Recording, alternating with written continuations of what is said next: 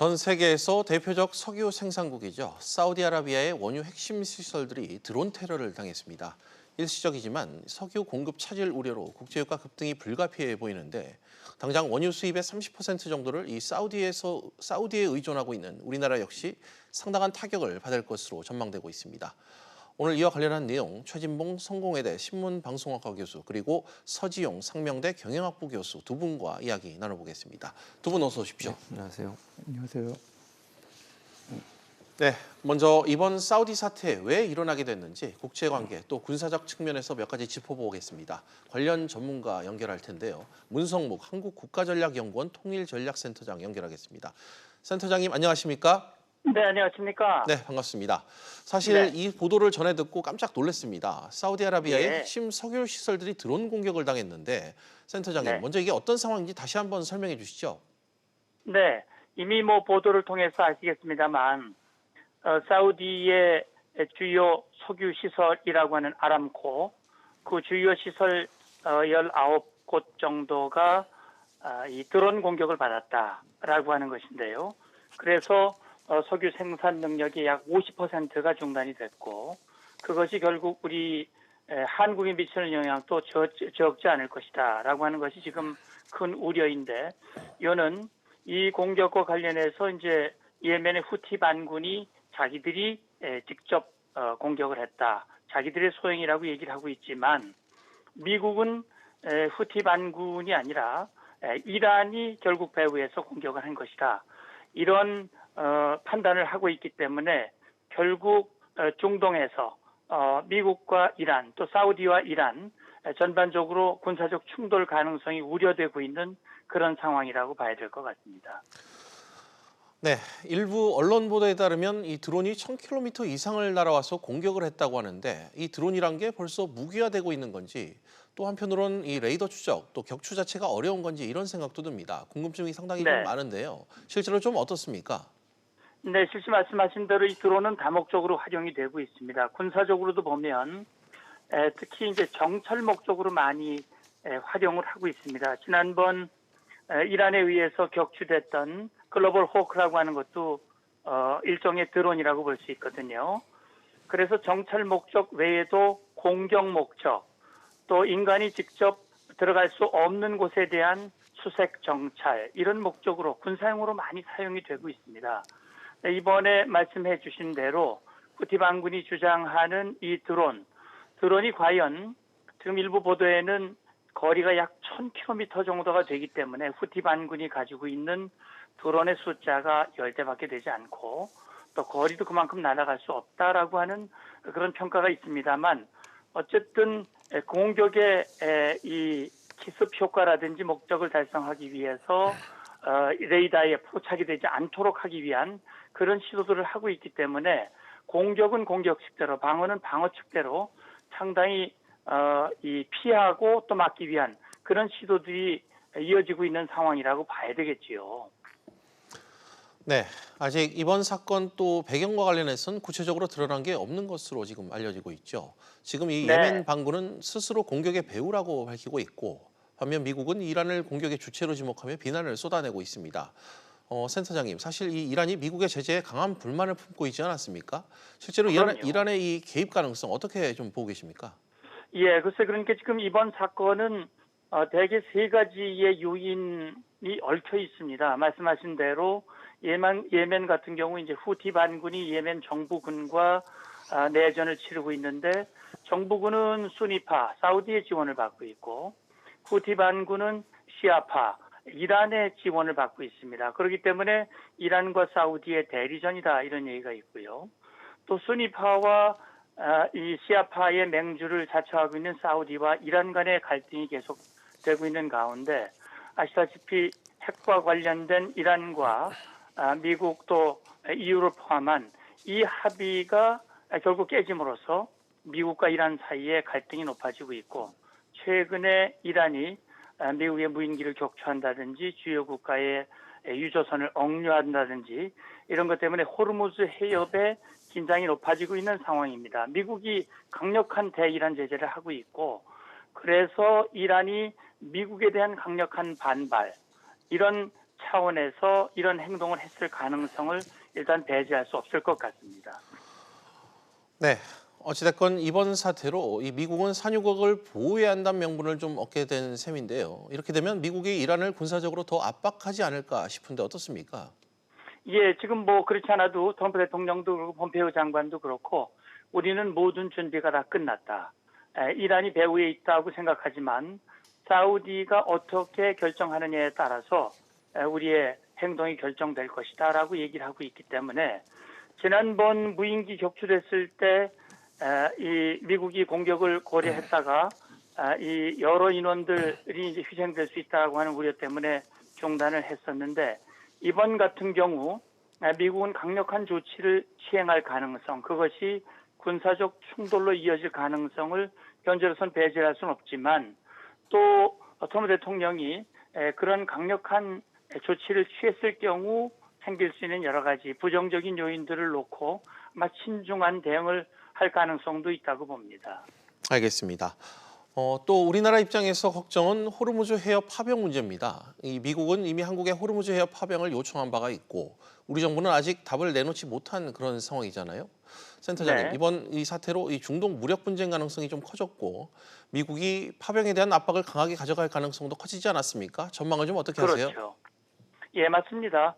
결국 지금 이란이 뭐 당장 호르무즈 해협을 봉쇄하는 조치를 취하지는 않았지만 이런 상황이 더 악화가 된다면 그럴 가능성을 배제할 수 없고 그렇다면 보다 구체적으로 미국이 우리에게 호르무즈 해협의 방어에 동참해 줄 것을 즉 적극 요청할 가능성이 있습니다. 아마 우리 정부도 거기에 대비를 해서 이번에 우리가 중동 지역에 파견한 청해 부대를 그럴 가능성에 대비한 그런 준비를 한 것으로 알고 있기 때문에 어쨌든 그런 상황으로 전개가 된다면 우리도 거기에 상응한 그런 대응 조치를 해야 될 것으로 생각이 되고 전반적으로 우리에게 미칠 수 있는 안보적, 경제적 그런 영향들을 염두에 둔 그런 대책이 필요한 것 같습니다. 네, 센터장님 오늘은 여기까지 듣겠습니다. 귀한 시간 내주셔서 고맙습니다. 감사합니다. 네, 감사합니다. 네, 계속해서 스튜디오에 모신 두 분과 계속 이야기 나눠보겠습니다. 사실 이번에 공격받은 사우디의 석유 시설들, 세계 원유 공급의 젖줄이라고도 불리죠. 지난 1991년 이 걸프 전쟁 이후 가장 심각한 피해란 외신 보도들도 과장이 좀 아닐 수 있을 것 같습니다. 최 교수님께 먼저 좀 여쭙겠습니다. 예. 지금 이 맥락에서 당분간 세계 각국이 석유 공급 쇼크를 좀 피할 수 없을 것 같아요. 그렇습니다. 뭐 당분간은 그런 피해를 좀 피하기 어려운데 물론 단기간은 일정 부분 비축량을 좀 풀면서 버틸 수는 있을 것 같아요. 근데 이게 장기화되면 문제가 더 커질 수 있고요. 예. 만약에 사우디의 원유 공급이 차질을 빚는 이런 드론 폭격이 또 있어지거나 예. 다른 지역에도 원유 산유국들에게 이런 공격이 가해지게 되면 결국은 장기화될 가능성이 있지 않겠습니까?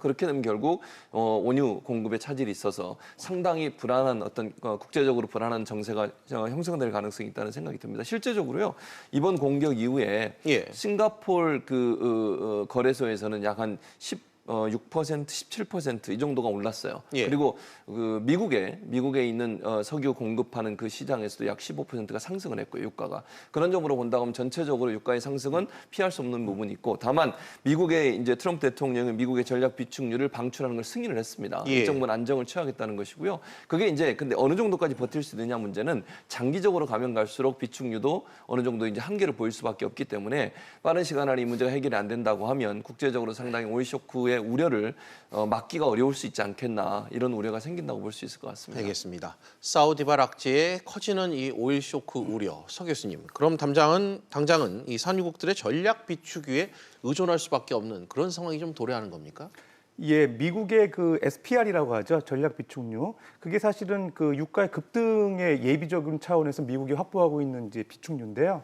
각국마다 있습니다. 근데 이제 미국이 이제 트럼프 대통령이 그 전략 비축유 방출도 고려하겠다 얘기를 했는데 실제로 이제 이번에 유가가 오르는 요인이 사실은 공급 차질 때문에 오르는 요인이 되거든요. 사실 근데 공급 차질 때문에 생긴다 그러면은 사실은 그 대응할 수 있는 여러 가지 방안들이 있어요. 오펙 산유국 중에 하나인 사우디가 실제로 그 여유분을 갖고 있는 한 2억 배럴이 있고요. 그러니까 2억 배럴 퍼 데이, 2억 배럴 전체 배럴 보유하고 있는 2억 배럴 정도 되고, 그 다음에 이제 실제로 그 오펙 국가들이 그 잉여 생산 능력이라고 그래가지고 차질이 생겼을 때 늘릴 수 있는 부분이 한 2,940만 배럴 퍼 데이 하루에 그 정도 생산할 수 있는 건데, 실제로 전체 그 쿼터 중에서 차지하고 있는 게 사우디의 비중이 한 35% 돼요.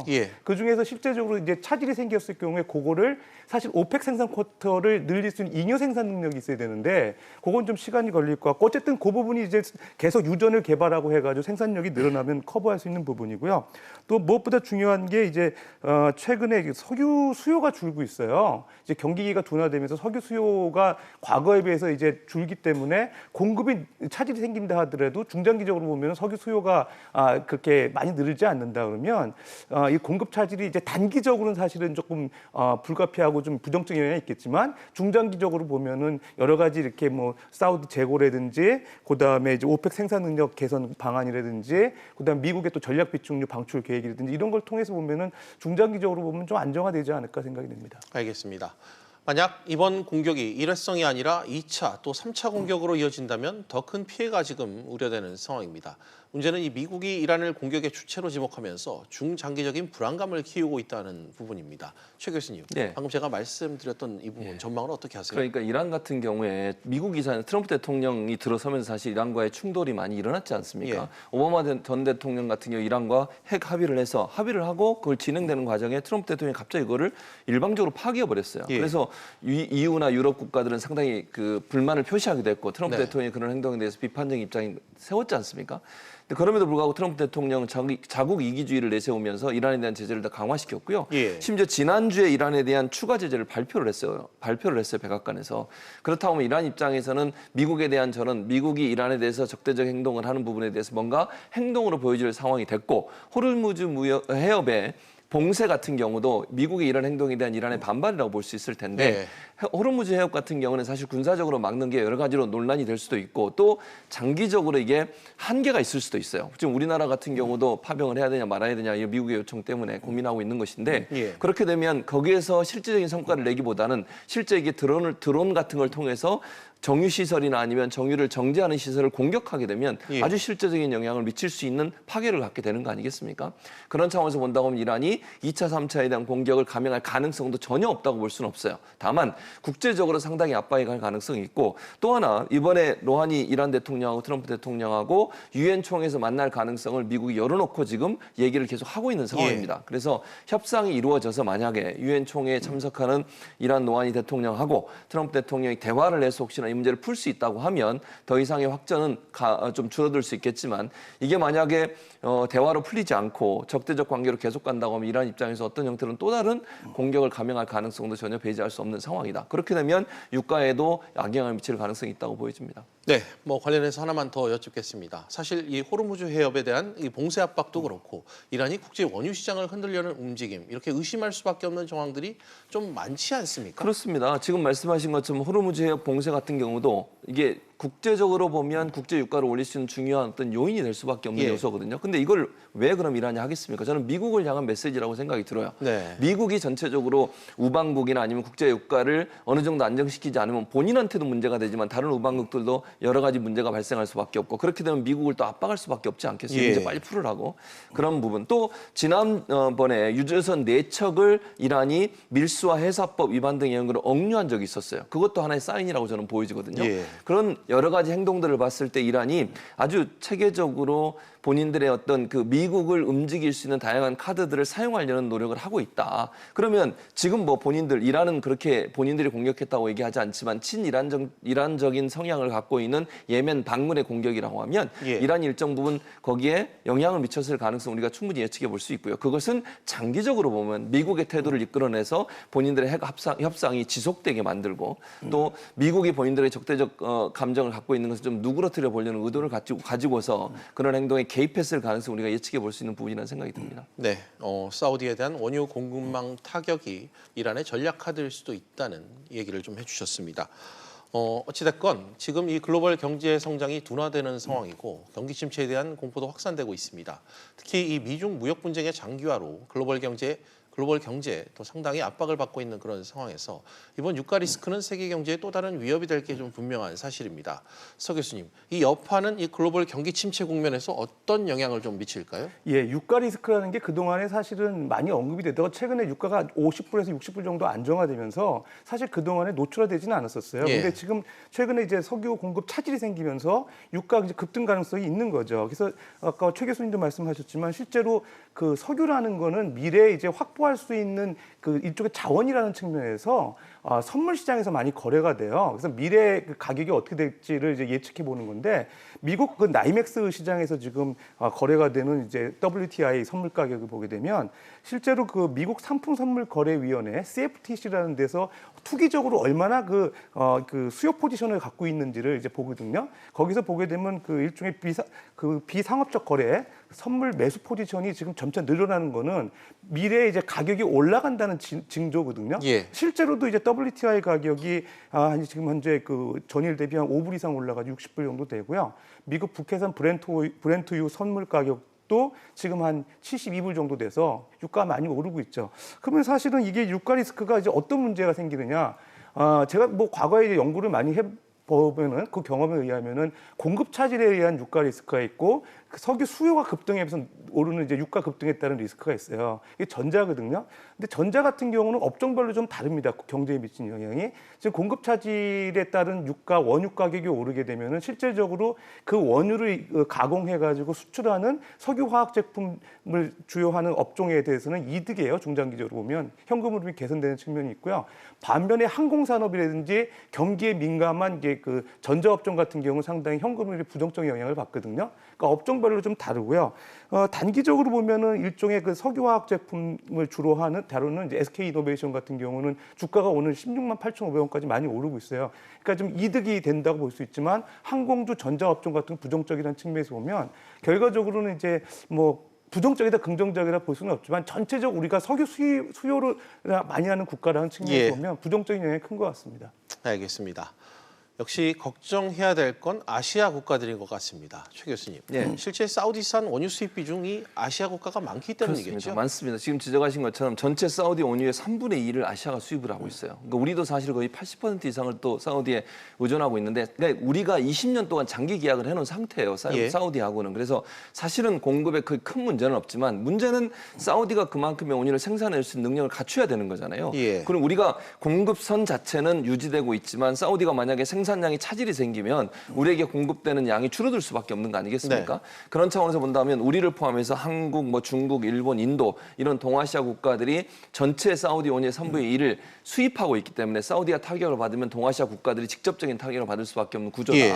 그런 부분이라고 볼 수 있겠고요. 이런 이제 중요한 것은 우리가 이제 수급이나 가격 문제에서도 영향을 받을 수밖에 없기 때문에 수입선을 다변화시켜야 돼요. 그래서 미국이든 아니면 다른 나라로부터 수입할 수 있는 수입선 다변화를 통해서 이 문제를 해결할 수 있는 방안들을 장기적인 관점에서 봐야 됩니다. 예. 물론 단기적으로는 크게 영향을 받지 않을 것 같아요. 우리가 비축하고 있는 양 2억 배럴 정도가 있고 예. 또 우리가 만약에 이제 필요하다고 하면 다른 수입선을 대체 수입선을 만들어서 장기적 관점에 대비하는 게 필요하긴 하겠지만 단기적으로 너무 불안할 필요는 없고 다만 그 이란과 미국과의 관계가 어떻게 개선되냐에 따라서 이건 영향을 받을 수밖에 없는 것이고 아마 이제 수주가 걸릴 것 같아요. 사우디의 정유 시설을 다시 복구해서 이게 이제 수출이 될 수 있도록 하기 위해서는 수주간이 걸릴 거니까 그 기간 동안 우리가 버틸 수만 있다고 하면 다음에 들어오는 부분에서는 차질이 없기 때문에 예. 이건 장기적 관점의 대비는 반드시 해야 되지만 단기적으로 너무 우리가 불안감에 떨어서 석유를 뭐 사재기를 한다거나 아니면 너무 이제 걱정을 한다거나 이런 부분들은 시장 불안을 유발할 수 있기 때문에 그렇게까지 할 필요는 없지 않나 이런 생각도 듭니다. 알겠습니다. 물론 우리나라도 사우디에서 원유를 가장 많이 수입을 하고는 있습니다. 서 교수님, 당장 이렇게 되면 국내 정유사, 석유화학사들의 타격이 좀 있겠죠? 예, 제가 아까 좀 말씀드렸지만은 주로 이제 석유화학 제품 만드는 정유사들 같은 경우는요. 단기적으로 보면 그 정제 마진이 줄어들게 돼요. 정제 마진이라는 게 실제로 석유 제품 만드는 데 들어가는 여러 가지 코스트 가격까지 다 합친 석유 제품 가격에다가 원유 가격 뺀 그 마진이거든요. 예. 그게 지금 3분기 현재 한 5.9불 정도 됩니다. 그러니까 그게 사실은 이제 감소하게 되면은 결과적으로 수익성이 떨어지는 거죠. 근데 사실은 정유사들이 중장기적으로 보면은 이제 석유 도입 단가를 고정화시키면은 결국 원유가 올라가면서 석유 제품 가격이 올라간다고 치면 예. 마진이 확보될 수 있는 개연성이 있어요. 그러니까 중장기적으로 보면은 오히려 정유사나 석유화학사들 같은 경우는 그렇게 그 부정적 영향이 좀 제한될 것 같고요. 다만 이제 우리나라의 소비자들이 좀 문제죠. 소비자들이 실제적으로 휘발유 가격이 올라가면은 사실 부담이 되니까 그런 요인 때문에 사실 좀 타격이 국민 경제 측면에서 있을 것 같습니다. 예. 이제 국제유가 흐름도 좀 역시 주시를 해야 될 것 같습니다. 최 교수님 아까 예. 잠깐 언급을 해주셨는데 원유 시장은 오늘 보니까 국제유가가 크게 좀 뛰었더라고요. 좀 시장 상황이 어떻습니까? 그래서 지금 말씀하신 것처럼 사우디 테러 때문에 국제유가가 장중 19% 급등을 했어요. 아까 말씀드린 싱가포르 시장에서 그렇고요. 예. 텍사스, 그러니까 뉴욕 상업거래소의 텍사스 브렌트유 원유 같은 경우에는 15% 인상이 됐어요. 그러니까 15에서 19% 정도로 왔다 갔다 한다고 볼 수 예. 있을 것 같은데 시장마다 약간의 차이는 있긴 합니다. 그러나 이제 국제유가가 한 5달러에서 10달러 정도 상승한 걸로 알려지고 있고요. 이게 예전에 우리가 한번 문제가 됐던 100달러까지 치솟는 그런 상황까지 갈 가능성도 있긴 하지만 예. 아직까지는 거기까지는 가지 않았고요. 근데 이제 이게 어느 정도까지 안정적으로 가느냐는 심리적인 압박이라고 저는 보여지거든요. 예. 그러니까 시장의 어떤 심리적인 압박이 강해지거나 아니면 이란이 더 많은 테러를 할 가능성이 있거나 또 이란과 미국과의 관계 개선이 제대로 안 되거나 대화 협상이 제대로 안 풀릴 경우에는 불안감이 더 커져서 국제유가는 더 뛸 가능성이 있어요. 산유국들 입장에서는 이런 상황에서도 본인들의 산유를 조금 더 줄일 가능성도 충분히 예측해 볼 수 있거든요. 그렇다고 하면 이런 부분들을 우리가 대책을 좀 마련해야 한다는 생각이 들고요. 앞으로 단기적으로는 크게 상승이 안 된다 하더라도 일정 부분 가격이 오를 수 있다라고 하는 예측은 분명히 가능하기 때문에 우리 정부나 아니면 관계 기관들이 이 부분에 대한 대책을 좀 잘 마련해야 된다. 그렇지 않으면 급등할 수 있는 이런 상황에서 조절할 수 있는 우리의 능력들이 상실될 수 있기 때문에 그런 부분에 대한 대비와 준비가 필요한 상황이 아닌가 이런 생각이 듭니다. 알겠습니다. 서 교수님, 국제유가가 뛰면 자연스럽게 주유소 기름값도 오르지 않겠습니까? 물론 당장은 아니겠지만 이게 결국 서민들의 부담으로 작용할 것 아니겠어요? 그렇습니다. 국제유가 오르면은 석유 가격이 오르죠. 휘발유 가격이 오르는데 이제 문제는 이제 과거에 이제 내렸는데도 불구하고 휘발유 가격이 반영 안 된다고 해서 불만이 많았었는데요. 특히 이제 오르게 되면은 분명히 석유 제품 가격이 오를 거고요. 근데 이게 오르는 게 한 3, 4일 시차가 반영된다고 그래요. 그래서 분명히 이제 석유 제품 가격, 휘발유 가격이 오르고 그게 사실은 이제 정유사의 정제 마진 확보 차원에서라도 분명히 오를 텐데요. 그러면 이제 사실은 유가가 오르게 되면 당장 피해를 보는 거는 이제 소비자죠. 예. 그래서 정부가 좀 대책도 필요할 것 같습니다. 사실은 유가, 휘발유 가격의 상당 부분이 이제 세금이라는 얘기가 많거든요. 그래서 그에 대한 원가 문제도 많이 또 논의될 가능성이 있고요. 당장 이제 그 경기도 어렵고 상당히 이런 상황에서 이제 그 휘발유 가격까지 이제 오르게 되면 서민 경제에 상당히 부담이 될 거는 뭐 주제의 사실인 것 같습니다. 네. 끝으로 이 정보업계 상황 주시하면서 대응책 부분과 관련한 논의를 좀 이어가 보겠습니다. 최 교수님, 예.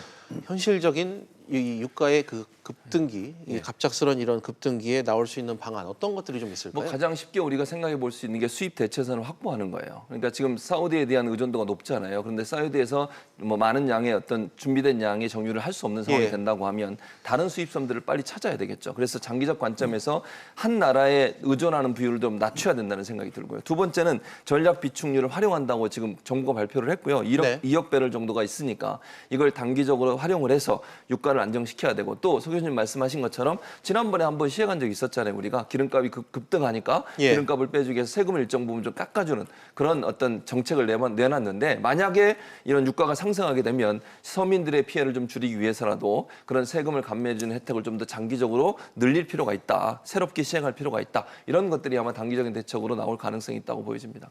알겠습니다. 서 교수님께서도 좀 어떻게 보시는지 좀 질문을 드려야 될 것 예, 같습니다. 뭐 단기 대책은 말씀하신 대로 이거 세제 혜택 주는 문제, 그 다음에 이제 그런 문제 가장 뭐 중요할 것 같고요. 중장기적으로 좀 말씀드리면요, 사우디 원유 도입이 아까 이제 30% 정도 된다 그랬는데 이미 상당 부분 이제 뭐 쿠웨이트라든지 뭐 미국 최근에는 중남미라든지 아프리카 지역까지 사실은 다변화를 많이 노력을 해서 상당 부분 이제 다변화하는데 성공을 해서 그 사실 어떻게 보면 공급 차질이 어떤 국제적인 문제로 발생했을 때는 예. 많이 제한적이 되죠. 근데 이제 이미 이제 석유 회사들 같은 경우도 원유 도입 단가를 사실 뭐 선물 가격이든지 뭐 수합 거래를 통해서 많이 고정화시켜서 상당 부분 이제 도입하는데 이제 그 유가 리스크를 많이 해소한 상태고요. 다만 이제 우리가 좀 그 정부 차원에서 고려해야 될 거는 전략 비축유입니다. 우리도 이제 비축유를 한 108일 정도 견딜 수 있는 비축유를 공급하고 있는데 가지고 있는데 실제로 앞으로는 이거를 이제 유가가 좀 더 쌀 때 좀 물량을 많이 확보해가지고 갖고 있으면 그 버퍼 효과 때문에 상당히 우리가 그 공급 차질이 왔을 때도 유가가 이제 급등하지 않는 내부적으로 그런 가능성이 있기 때문에 정부가 이제 비축류 확보에 좀 더 신경을 써야 되지 않을까 생각됩니다. 알겠습니다. 두 분과 함께 마지막 대책까지 짚어봤습니다. 오늘 내용 여기까지 듣도록 하겠습니다. 두 분 오늘 나와주셔서 고맙습니다. 감사합니다.